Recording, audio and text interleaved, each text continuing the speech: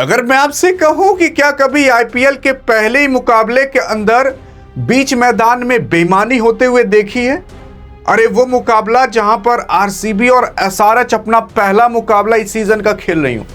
एक ऐसा मुकाबला जहां पर भाई साहब इज्जत पर लोगों की बन आती है कि एसआरएच के हम हैं, कुछ कहते हैं आरसीबी के हम हैं।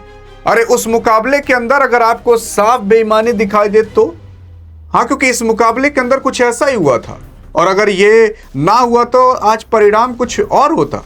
आज लोग कह रहे हैं कि आरसीबी जीत गई, इतने आसानी से जीत गई, एसआरएच को हरा दी। नहीं, एक बार आप इस पर तो ध्यान दीजिए। अरे भाई साहब, अभी जब आपको इसके बारे में पता चलेगा ना तो आप खुद कहोगे कि यार मतलब मेन मुद्दा ये था, ये क्या बेईमानी तो नहीं हुई है। आइए देखते हैं।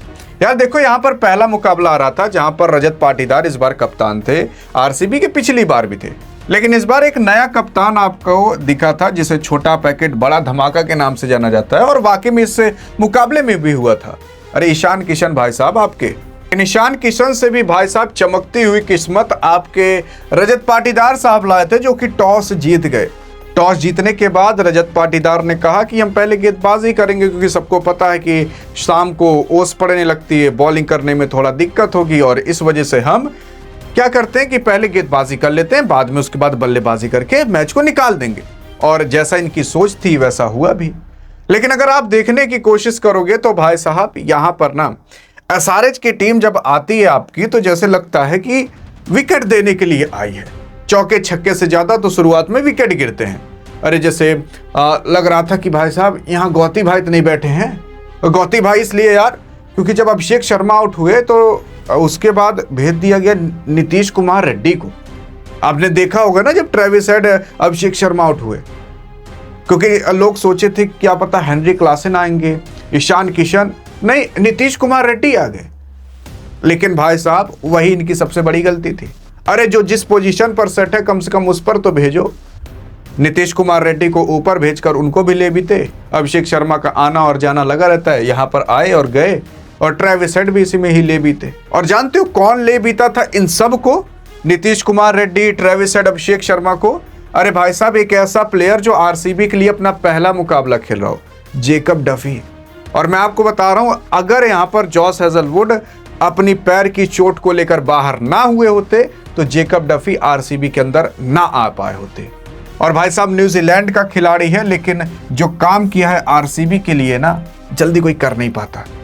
आप यकीन करोगे क्या, केवल 4 ओवर डालकर 22 रन देना, 3 विकेट झटक लेना, 13-14 बॉल इसकी डॉट ही गई हूं, और जो चौके छक्के इसके पे लगे हों वो भी लग बाई चांस लग गए हों।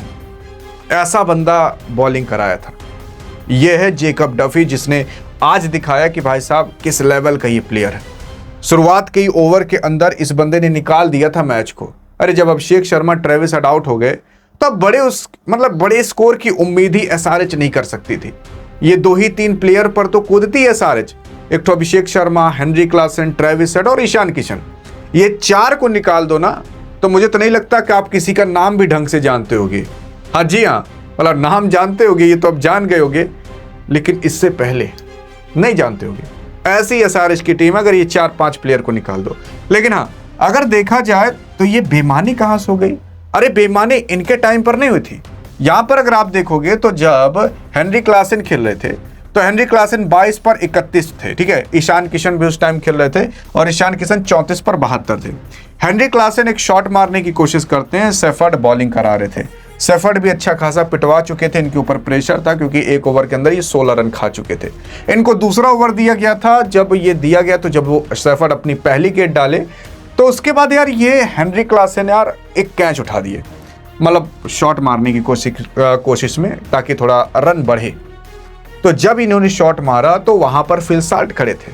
फिल साल्ट भाई साहब एक कैच लेते हैं, लेकिन उसके बाद उलर जाते हैं। अरे उलरने का मतलब गिर जाते हैं और ढमलियाते चले जाते हैं बाउंड्री के पास। अब काफी लोग सोच रहे थे कि ये बाउंड्री से टच हैं कि नहीं टच हैं। कुछ लोग कह रहे थे कि क्लियर टच हैं, कुछ लोग कह रहे थे कि नहीं यार नहीं टच है, हल्का सा बचे हुए हैं। अब आरसीबी का जो पक्ष लेना चाहेंगे वो कहेंगे कि नहीं टच है, देखो हल्का सा बचा हुआ है, झूठ थोड़ी ना बोलेंगे। लेकिन सबको आंख से दिख रहा था कि हाँ यार थोड़ा तो टच हो रहा है। लेकिन जानते हो पूरा चेक किया गया लेकिन तब भी आउट नहीं दिया गया।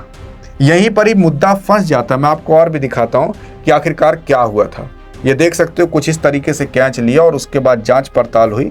जांच पड़ताल होने के बाद यार हेनरी क्लासन ना खुद चौंक चुके थे कि आखिरकार हो क्या रहा है। उसके बाद यहाँ पर जो अंपायर्स खड़े थे उनसे भी हेनरी क्लासन आकर पूछते हैं कि यार क्या मैटर है, ये जब दिख रहा है सामने। तो अंपायर भी कहता है कि भाई ये जब आउट दिया गया चले जाओ, का झूठा लफड़ा कर रहे हो।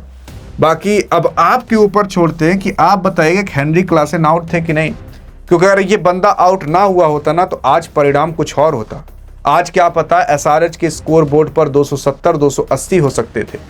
हाँ, क्योंकि जब 201 बन सकते हैं तो हेनरी क्लासन 60-70 भी खींच सकता था, क्योंकि ईशान किशन उधर खींच ही रहे थे और दो के दोनों लहर में थे, नैया पार कर देते और आरसीबी के नैया डुबा देते उस लहर में। लेकिन ऐसा हो नहीं पाया। अब आपके ऊपर छोड़ते हैं, देखते हैं आप क्या डिसाइड करते हो, क्या हुआ था। अधिक जानकारी चाहिए तो इस वीडियो में मिलते हैं। तब तक के लिए जय हिंद जय भारत।